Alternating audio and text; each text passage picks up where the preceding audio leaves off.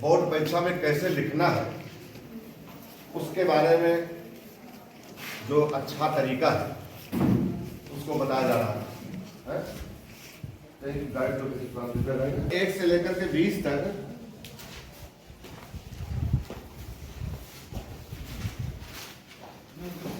हाँ जाओ।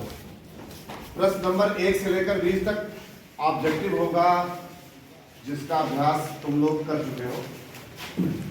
OMR sheet पर उसको भरना है, पता है ना किस प्रश्न का कौन सा खंड सही है, उसको OMR शीट पर भर करके गोला करेंगे। इसका प्रैक्टिकल आप लोगों का 2 वर्ष से चल रहा है, मैथ में भी ऐसा हुआ था। बैठ जाओ। तो प्रश्न नंबर 21, सबसे पहले सारे प्रश्नों को कैसे लिखना है उसका तरीका हम बताएंगे और उसके बाद में ग्रामर में रिवीजन कराएंगे। आप ग्रामर में बैठ जाओ, वहां क्यों खड़े हो, तुरंत बैठ जाओ, पूछना नहीं, पूछने का आवश्यकता नहीं। नंबर 1 से लेकर के 20 तक बहुविकल्पीय प्रश्न। आओ बैठ जाओ।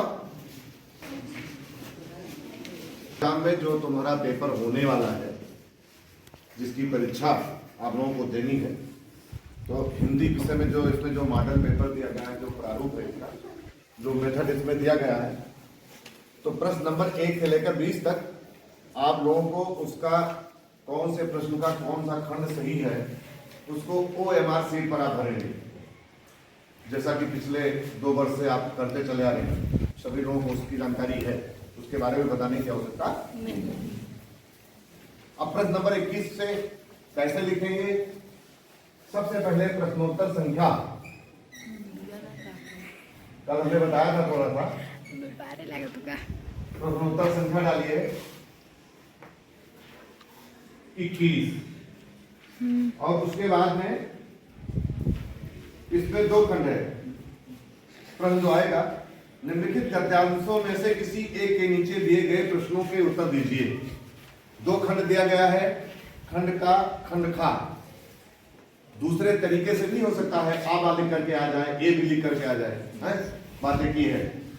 दोनों खंड में से एक लिखना है। नीचे जो प्रश्न दिए गए हैं, प्रश्न नंबर 1, प्रस्तुत गद्यांश का संदर्भ लिखिए। यहीं से आप लोगों को हेडिंग बना लेंगे, तुरंत यहीं से हेडिंग बना लेंगे। यहाँ पर आपने लिख दिया प्रश्नोत्तर संख्या 21, उसके बाद में फिर उत्तर जो लिखने जा रहे हैं वो फर्स्ट का, तो यहाँ फर्स्ट डालेंगे और उसके बाद में जो प्रश्न दिया गया है, प्रस्तुत गद्यांश का संदर्भ लिखिए, तो यहीं पर इसी से हेडिंग बना लेना है, गद्यांश का संदर्भ।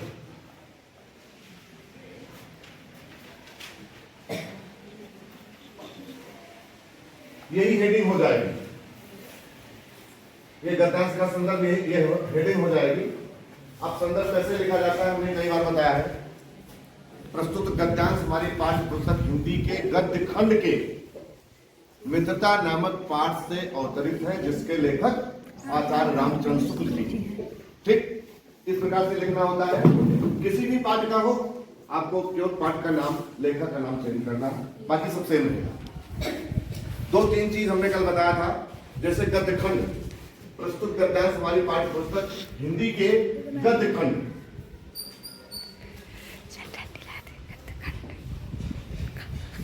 हिंदी के गद्य खंड से या गद्य खंड के मित्रता नामक पाठ,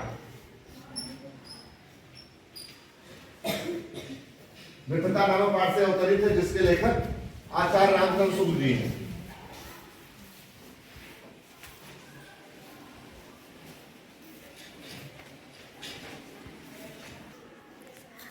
अब इसमें कॉपी को रोचक बनाने के लिए, सुंदर बनाने के लिए कि कॉपी जो चेक करे उसको अच्छी दिखाई पड़े, आपके कॉपी का उसके ऊपर प्रभाव पड़े, इसके लिए आपको इसको सुंदरीकृत कैसे करना है उसका तरीका हमने पिछले दिन बताया था।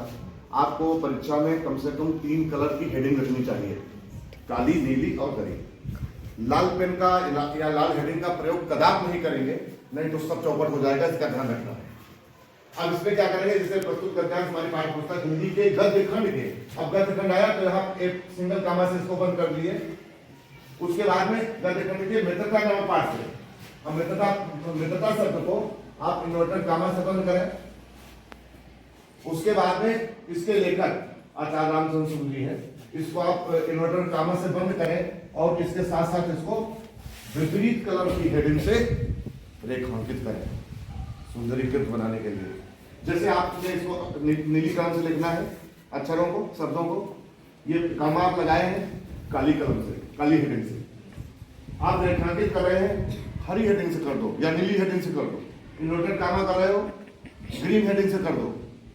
विपरीत कलर, ये आपने लिखा है नीली से, ये जो शब्द आप लिखे हैं ये नीली कलम से लिखेंगे, इसका विपरीत कलर मतलब ये कलर ना हो, आसमान कलर कोई भी। इसलिए कॉपी को सुंदर बनाने के लिए आपको 3 कलर की हेडिंग रखनी है, काली, नीली और हरी। तो ये लिखने का जो मेथड। अब इसके बाद में यही चीज आप काव्य खंड में लिखेंगे तो यहां क्या हो जाएगा, प्रस्तुत पद्यांश हमारी पाठ्य पुस्तक हिंदी के काव्य खंड से या काव्य खंड के ऐसे। तो यहाँ पर गद्य जहां है वहां पर काव्य कर रहे हैं। पाठ का नाम लिखेंगे, मान लीजिए पद वाला पाठ है, पद नामक शीर्षक से अवतरित है। प्रस्तुत पद्यांश हमारी पाठ्य पुस्तक हिंदी के काव्य खंड के पद नामक शीर्षक से अवतरित है और जिसके रचयिता सूरदास जी। वही प्रक्रिया पहले पॉइंट को इस पैराग्राफ में जो 3 महत्वपूर्ण पॉइंट है, किस खंड से लिया गया है, किस पाठ से लिया गया है, इसके रचयिता या इसके लेखक कौन है, एक को आप सिंगल कामा से बंद करिए, दूसरे को आप इन्वर्टर कामा से बंद करिए और तीसरे को इन्वर्टर कामा प्लस रेखांकित कर दीजिए आसमान कलर की हेडिंग से। आप इसको नीले से लिखें, आप इसको हरी से करिए या जो है नीली से करिए। किस प्रकार से करेंगे, लिखेंगे तो आपकी कॉपी सुंदर हो जाएगी। जो आप लिखेंगे वो एक